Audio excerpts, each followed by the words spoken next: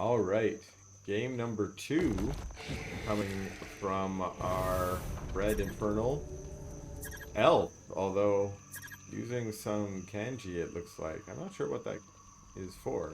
I don't know what that means, so maybe someone else knows what that means. But that's our Red Infernal Elf and our Blue Celestial, whom I believe is now a Celestial main. And that is Anna, aka Nina. That's the letter 4. It's elf. Yes. Okay. Okay. So they're realizing who each other are. So I guess that's the kanji for 4. I knew it was. Found it familiar. Not that I know kanji very well. I probably would have recognized it if I knew any better. The kanji for 4 and 444 is one of Elf's alts or Elf's current name on the ladder. And Anna is Nina's current name on the ladder. So, and this was a ladder match. And if I remember correctly, I think this match maybe played out on Nina's stream. I wish I knew how to play this game. We'll figure it out. Silly little trolling coming out of both these two, or just maybe just having a little fun at the beginning of the game. And what do we see out of Elf to start the game? We have Gaunt, so we've got a Conclave opening. That's fairly consistent, although in the last game we cast, Elf did not open with Gaunts. I do know that she is a Gaunt enjoyer. She likes Gaunts. And, okay, I was going to check here. 2 on Therium, although taking 1 off Therium now, while the base goes down. 2 more Gaunts coming out. And what's going on here? Proxy Creation Chamber from Nina in the bushes.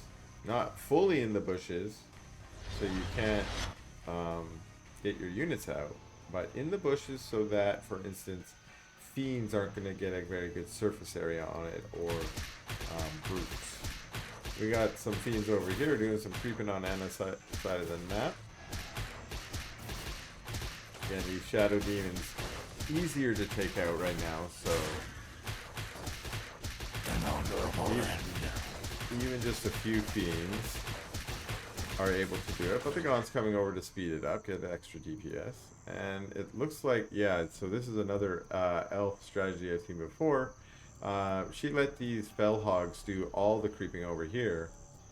They took out both of them. They take a long time, but that allowed her to creep both those camps at the same time, get the income from both those camps, and then get the vision for both those camps as well. And these Kree trying to get on the map, but just too much Infernal out here. The Kree are good against this Infernal composition, but there's just too much of it. And now Elf is going to continue to steal these creeps that would otherwise be Nina's.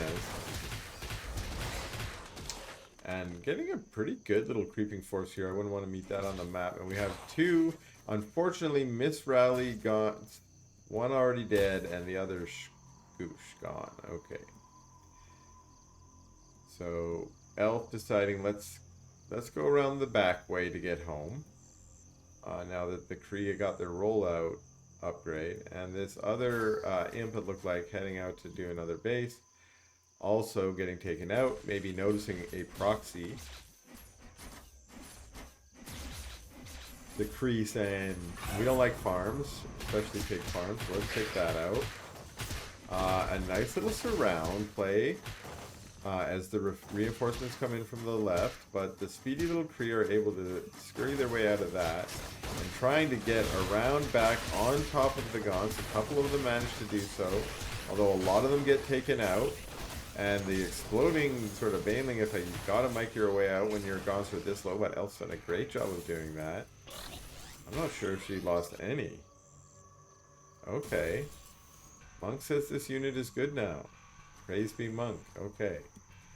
Monk, of course, taking all the hits. Monk is in charge of balance for this game, and so gets a lot of flack.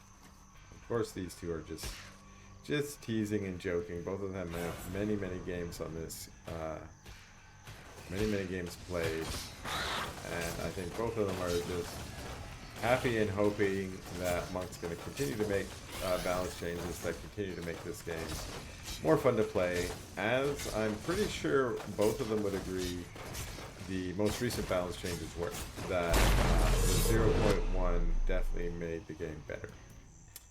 And not just the balance changes, but all the other good juicy little tidbits that they put in there, and I can't wait for 0.2 as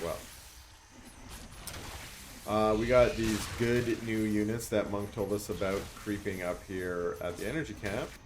Meanwhile, the mostly tier 1 based force here from Elf is getting bigger and bigger. Some of those gaunts went down there earlier, but a couple brutes being added. And back home here, are we on Greater Shrine's on the way? That's what it looks like, I guess, when it's on the way. And do we have Plague Axes or Reaper's Rush? Yes, Reaper's Rush on the way here. And no health ports, so no upgrades for our vault unit. But yeah, Reaper's Rush on the way. And for Nina, maybe unsurprisingly, she's up to 3 collection arrays. And does she have any upgrades? Nothing currently on the way. A Legion Hall about to be made. And an interesting little split out of Elf here.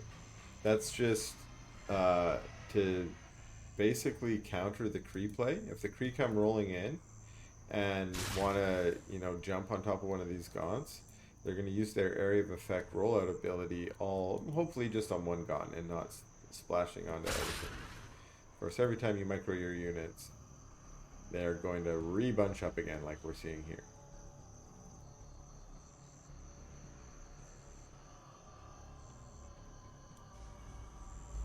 Okay, so this is an interesting part. We got another arc ship going down here. And nothing out of the Legion Hall yet. We have an Ascension Matrix coming. Got a scanner out on the map. So almost surprisingly passive out of Nina so far. It tends to be a little bit more aggressive than this, but maybe some of those battles she fought early on. Okay, so this is maybe what I thought might see is we got some Star Forges coming out here.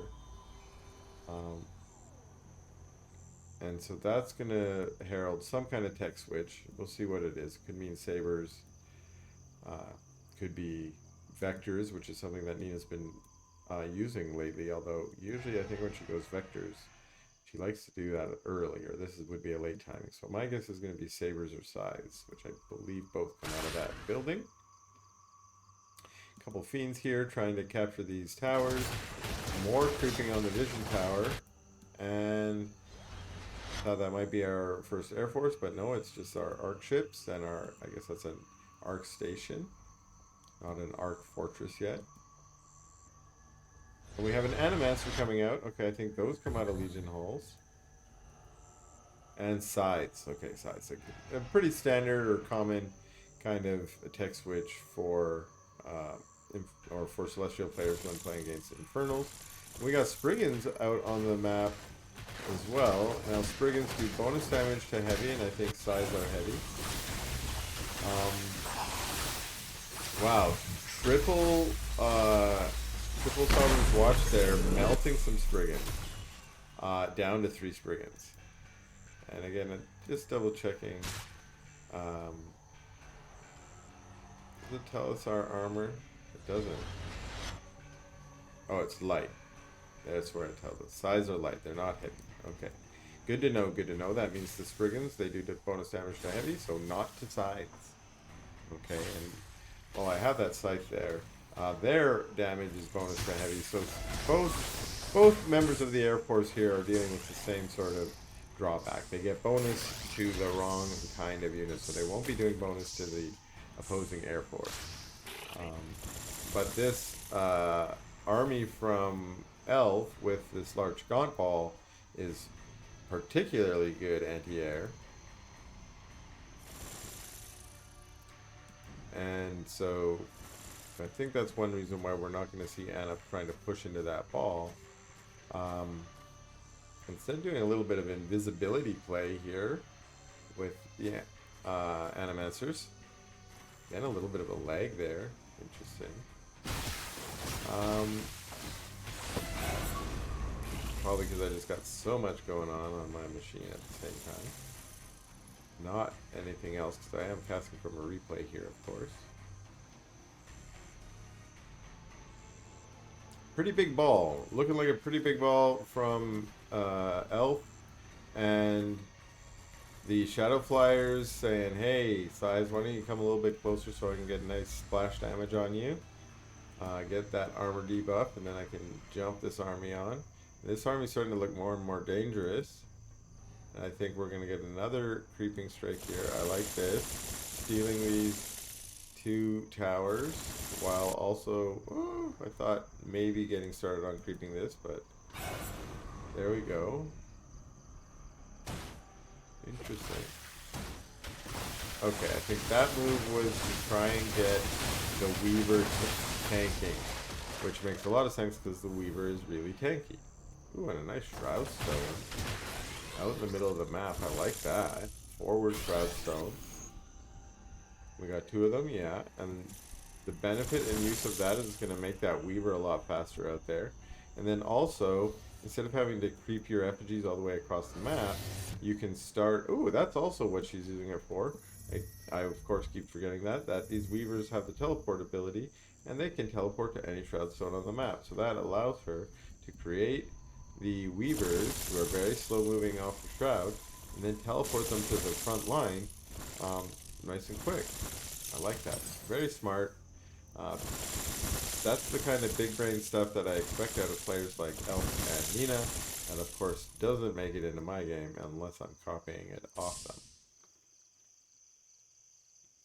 Okay, scanner out here. Got a slight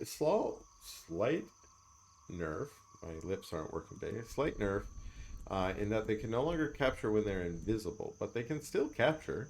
And so we saw that going on there. So very slight nerf to the overall gameplay. It just means you won't have annoying invisible scanners sitting on a bunch of valuable towers keeping you off them unless you bring some vision with you.